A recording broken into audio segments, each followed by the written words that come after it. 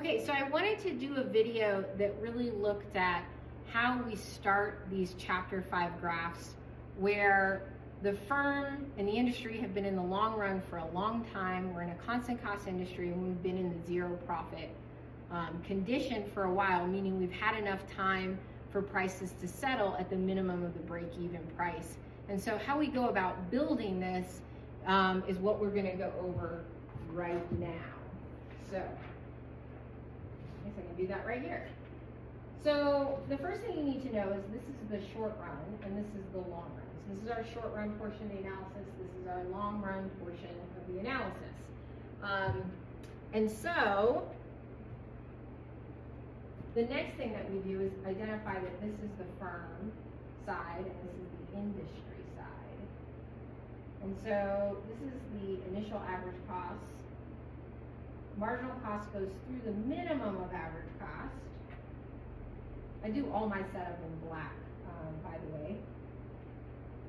And that at the minimum of average cost, we have a break-even price. That break-even price converges in the industry so that there is a supply curve in the long run, because we're in a constant cost industry and firms can supply all they want without influencing input prices.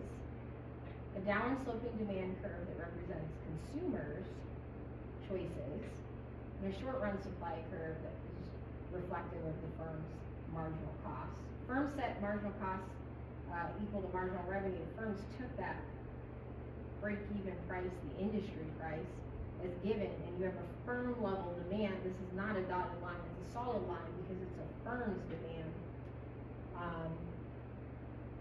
And they can sell all they want at that market price because they're so small compared to the overall industry. They set marginal cost equal to marginal revenue, and out pops the quantity that they will produce in the long run after things settle.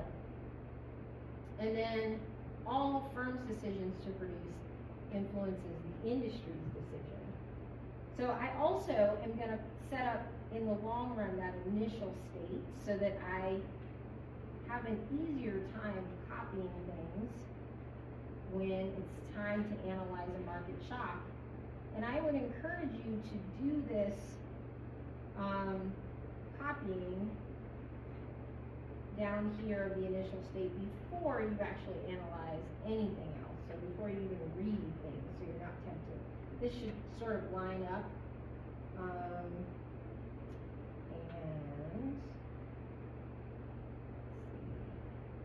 And then I need to make sure I label price little q for firm's production, and price and big Q, price and big Q for the industry.